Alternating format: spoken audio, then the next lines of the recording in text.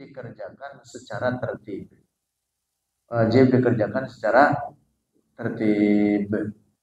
Dari nomor 1 sampai dia salam, tidak boleh diacak. Kalau diacak, tidak sah sholatnya. Nah, jadi berapa rukunnya semuanya? 17. Hafal nggak? Nah, dari 17 ini, supaya diingat lagi, ada tergambar. Dari 17 ini ada 3 pengelompokan. 1 rukun qalbi dan hanya satu, yaitu niat. Niat itu rukun qalbi. Ya.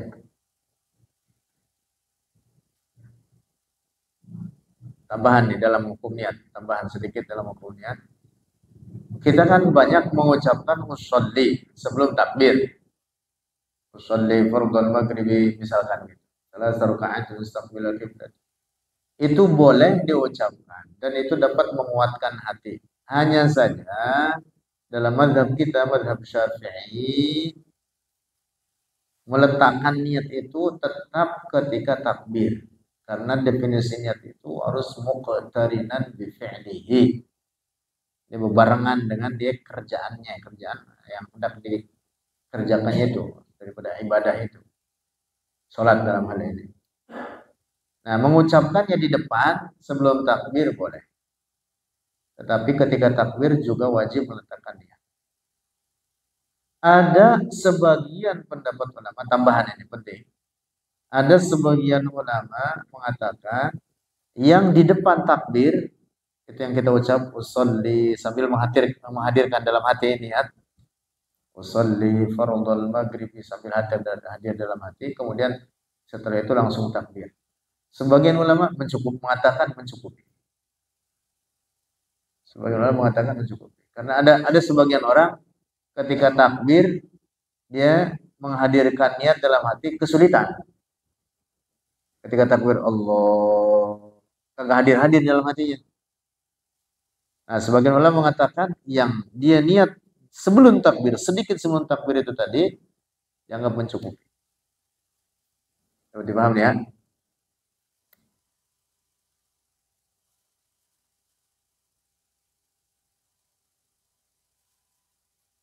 Nah, jadi ketika takbir harusnya begitu. Harusnya itu menghadirkan niatnya itu tadi, yaitu 3 perkara. Qasad, niyatul fardhiyah dan ta'yid. Qasad, niyatul fardhiyah dan ta'yid. Nah, jadi niat ini disebutlah dengan rukun qalbi 1. Lalu dari 17 rukun salat itu 5 disebut rukun qauli. Rukun qauli itu rukun dalam bentuk bacaan. Paham Bang Masir? Rukun dalam bentuk apa ya? Bacaan. Apa aja itu? Takbiratul ihram 1. Kemudian Fatihah. Kemudian apa lagi? Kemudian tasyahhud. Tasyahhud, at-tahiyyatul barakatus shalawatul thayyibatul. Tasyahhud namanya itu. Kemudian apa? Sholawat atas Nabi. Minimal, ini minimal mengucapkan Allahumma sholli ala Muhammad, cukupi. Atau lebih panjang dari itu dengan menambahkan sayyidina boleh. Kemudian yang kelima apa? Salam. Itu tadi salam yang pertama. Nah, jadi bacaan sholat yang wajib dibaca merupakan rukun hanya 5 ini. Arkan qauliyah namanya. Selain yang 5 ini, semua bacaan dalam sholat adalah sunnah. Ingat ini. Apa? Misalkan bacaan surat setelah Fatihah. Sunnah. Hukumnya apa? Sunnah. Ya tentu kalau dibaca, ya perkara sunnah itu apa sunnah?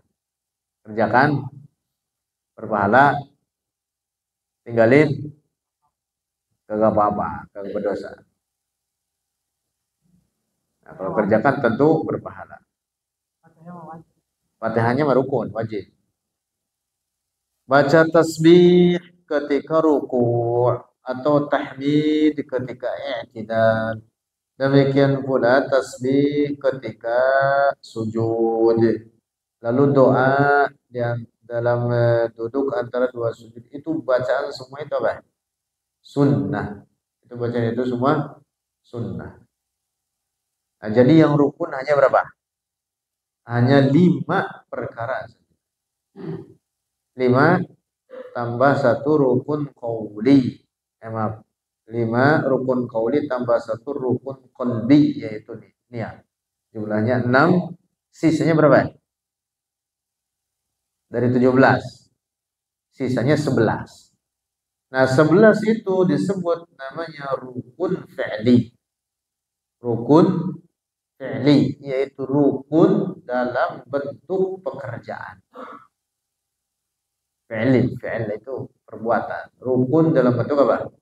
Perbuatan. Nah, catatan pentingnya yang disebut rukun qauli itu rukun dalam bentuk bacaan itu wajib diperdengarkan minimal oleh dia kepada dirinya sendiri. Rukun qauli bihaitsu yusmi'u nafsahu, seukuran memperdengarkan terhadap dirinya sendiri. Semua rukun qauli seperti takbiratul ihram, bacaan Fatihah. Yang 5 itu tadi. Nah, jadi ketika takbiratul ihram wajib dia mulutnya mengucap Allahu Akbar dan paling tidak minimal dia sendiri mendengar. Dia sendiri mendengar atau diperdengarkan kepada dirinya sendiri. Demikian pula dalam bacaan surat Al-Fatihah wajib dia perdengarkan minimal untuk dirinya sendiri. Gitu ya. Penting ini.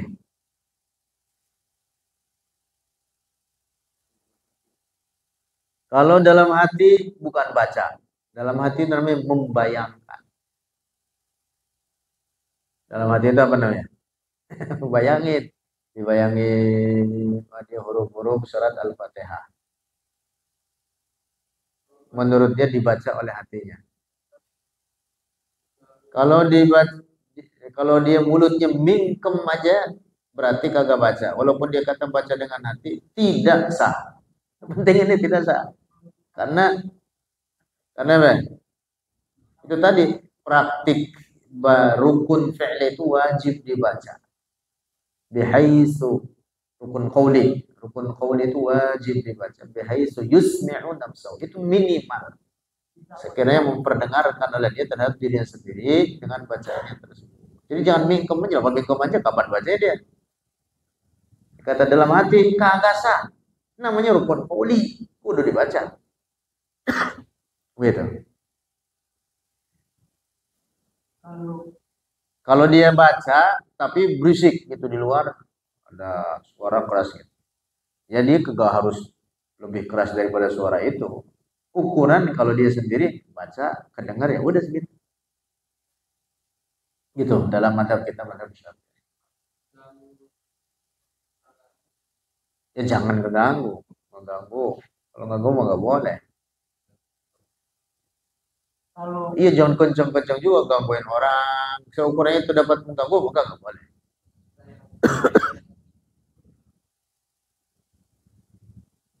Yang ganggu itu sebenarnya nggak boleh. Gangguan pakai apa juga nggak boleh, haram gangguin. Gangguin orang sholat. Jangan kata orang yang jelas-jelas ganggu. Orang baca Quran aja dia keras-keras di samping orang sholat, ganggu orang sholat nggak boleh baca Quran. Baca Quran jangan kata gangguin orang sholat, gangguin orang tidur aja kagak boleh. Baca Quran gangguin orang tidur kagak boleh. Jam 12 malam, jam 1 malam pakai speaker baca Quran. Kalau yang pada tidur jam 2 malam kagak boleh baca Quran, emang biar denger orang apa? Apalagi gangguin orang sholat kagak boleh.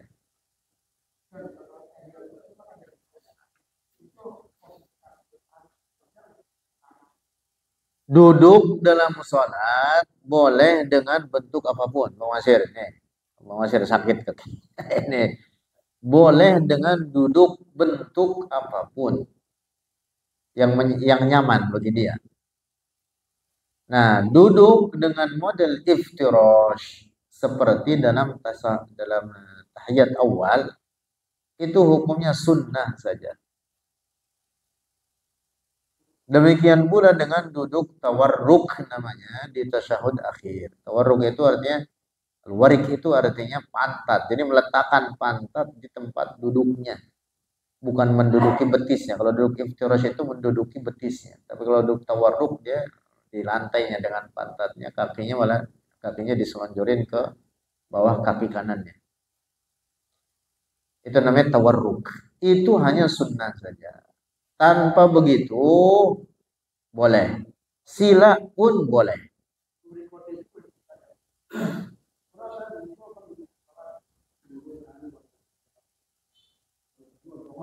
Ya.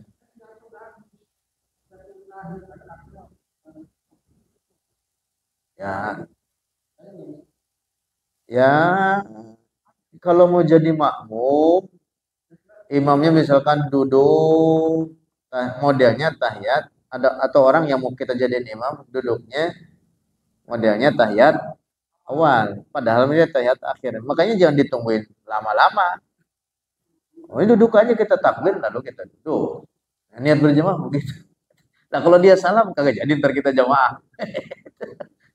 Rupanya dia tahiyat akhir, cuman duduknya model duduk imtiroz. Itu kagak jadi sholat akhirnya berjamaah. Ya makanya langsung aja takbir, langsung apa? Duduk. Kita takbir udah sampai roh, dapat itu berjamaah. Dapat itu berjamaah. Nah, jadi duduk itu dengan bentuk apapun dalam sholat. Bahkan bersila sekalipun, maksudnya bersila begini. Kita lagi duduk begini nih. Iya, kan nyaman begitu, kagak sakit kan? Iya, boleh.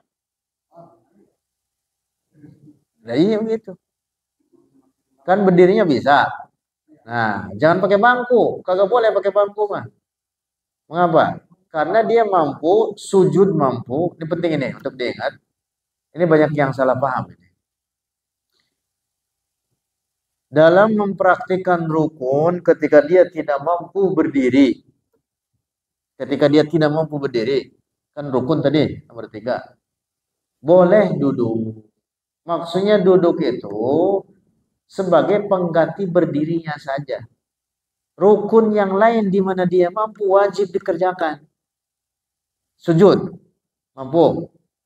Mampu, wajib dia sujud. Sempurna sujudnya. Maka duduknya jangan di kursi. Ini duduk di kursi. Bagaimana sujudnya? Sujudnya begini. Lah,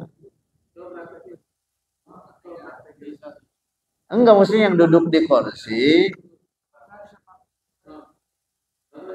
Kalau memang dia tidak mampu berdiri, tidak mampu sujud sempurna, betul-betul dia hanya mampu duduk di kursi saja. Iya, maka dia boleh baru pakai kursi. Nah itu ini nih gini, seolah-olah saya sujudnya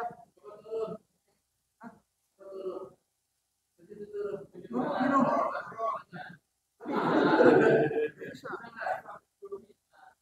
bisa sudah, bunyinya sakit. Iya, duduk cari yang enak. Bagaimana enak duduk? Ya kalau ada yang akhir, Ya nggak harus tanya-tanya awal. Pokoknya cari duduk yang enak, gitu aja. tapi saya ada yang paling nyaman. Hah? Udah berdua sama Jamal. Jamal sakit.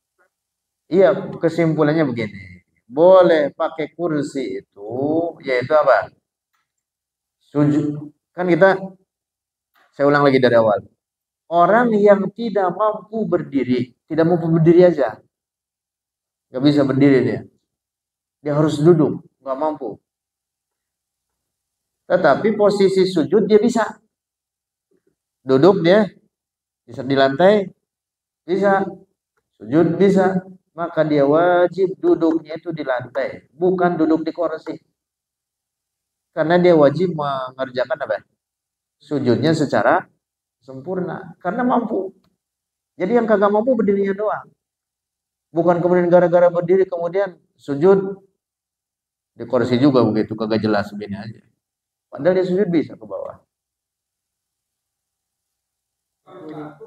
Boleh misalkan duduk di bawah atau duduk di kursi boleh. Tetapi dia sujud bisa nggak? Bisa, maka wajib dia sujud. Kagak boleh sujud begini doang. Turun ke bawah, sujud normal. Misalkan di situ di samping itu kan ada apa namanya? Pegangan. Bagus itu bang kan. Harus begitu bang kan. Kalau dia mampu berdiri pun, kalau dia tidak mampu misalkan sempurna, tapi mampunya nyender, wajib berdiri nyender itu. Gitu. Dalam sholat fardu itu gitu. Praktik sholat itu gerakan-gerakannya itu ya tentu itu adalah utamanya eh, tuntunan dari Rasulullah. Tetapi mengandung unsur apa? Kesehatan. Itu ketika tasyahud awal, duduknya betul-betul duduk iftirash yang sempurna, maka itu akan menyehatkan bagi kaki, bahkan menyehatkan bagian dalam apa namanya, jeroan, istilah gitu jeroan. Kaki ditegakin, betul begitu, tegakin begini lurus, tegakin ini dilipat ke arah kiblat. Ini duduk tahiyat. Ini namanya duduk tahiyat. eh, duduk duduk apa namanya duduk iftirash. Duduk iftirash kita duduk mendudukin apa namanya paha sebelah kiri. Ini yang sebelah kanan betul-betul lurusin berdiri ini. Itu sehat itu. Menyehatkan itu. Begini tuh lurus berdiri. Kita makan duduknya pada begini kaki. Begini. Kebanyakan pada begini.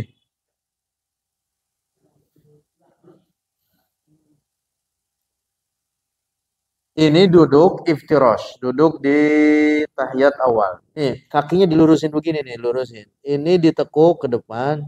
Tapi ini sunnah ya, ingat-ingat ini sunnah. Ini bukan rukun, bukan, ini sunnah.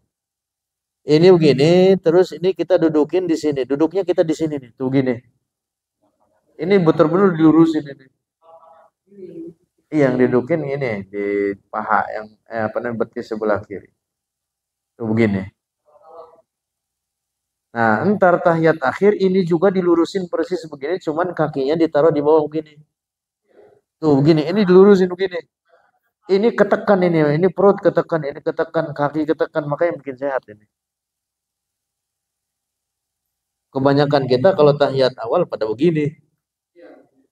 Ya ini juga boleh, nggak apa-apa, karena ini semuanya sunnah ini. Bahkan di tahiyat akhir pun umpama duduk begini juga nggak apa-apa. Cuman yang sunnah itu tadi begini. Ini tahiyat awal begini, ini lurusin betul. Lah iya makanya bikin sehat. Nah ini tahiyat akhir begini.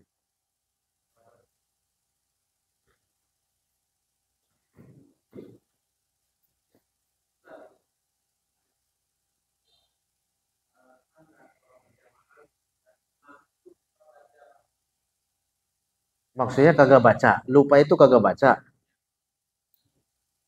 Kagak sah. Imam. Dia sholatnya sholat jahar, sholat sir.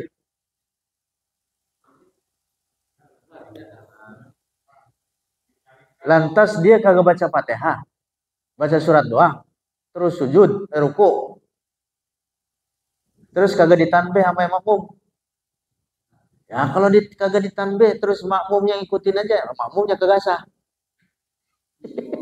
Itu imam. Imam kan lupa. Maunya makmum apa? Mengingatkan.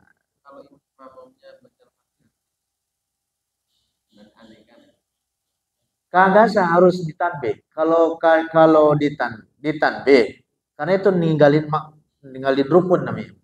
Kalau dia kagak baca Fatihah.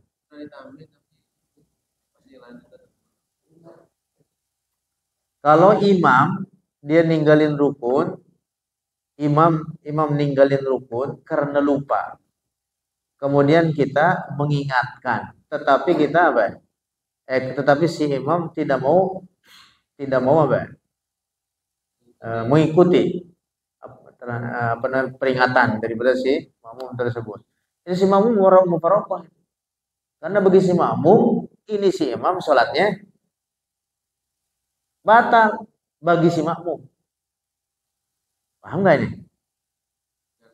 Kalau imam kan lupa. Imam lupa. Kalau imam lupa, kemudian kagak diingetin, malah diikutin juga sama si makmum. Berarti kan si makmum namanya apa? Ngikutin imam yang menurut si makmum sholatnya batal. Makanya batal akhirnya si makmum. Paham nggak nih maksudnya? Contoh begini misalkan. Misalkan begini. Imam sholat zuhur udah 4 rakaat berdiri lagi dia. Dia lupa. Dia kata masih 3 begitu. Si makmum ngapa? Ngikutin aja, berdiri juga. Ya batal si makmum. Si imamnya sah nggak? Sah imam, orang dia lupa. Nah iya, wajib memisahkan diri si makmum. Wajib memisahkan diri. Iya, memisahkan diri dari jamaahnya itu. Mufaroqah.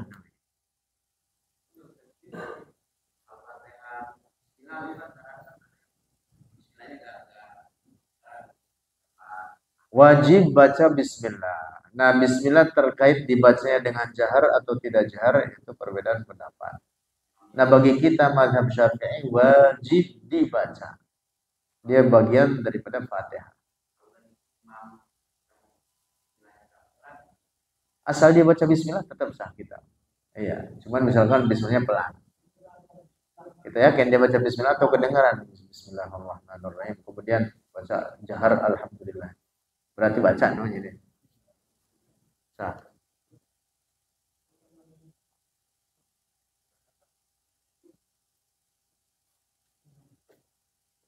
Paham Bang Leman? Apaan tadi?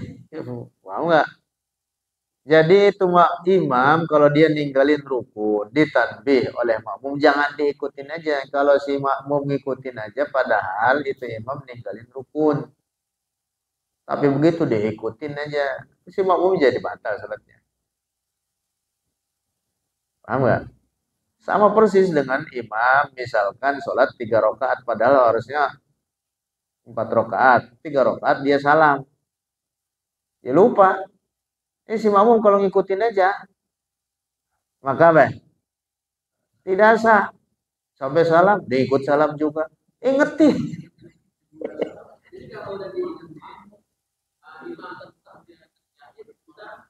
Iya, kalau ternyata udah diingetin, dia misalkan 3 rakaat, dia duduk untuk tahiyat akhir itu imam.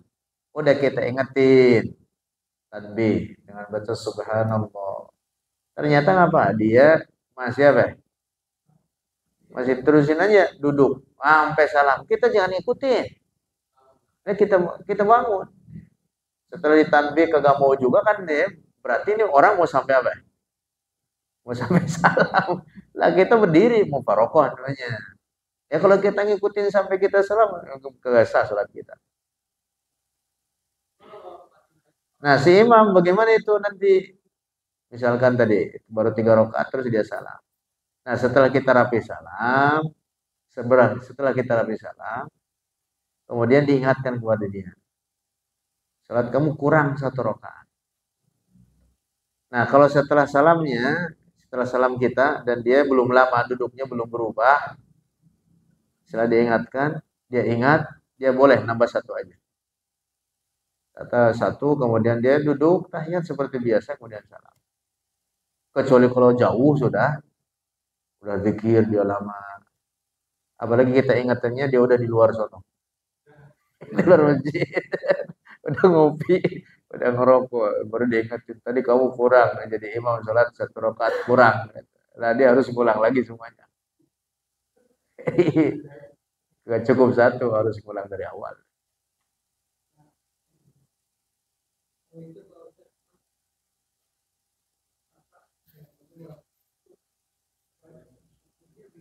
ngusap mulut, ngusap wajah.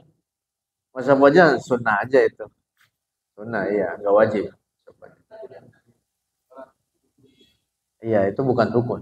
Nggak ngusap wajah juga nggak apa-apa.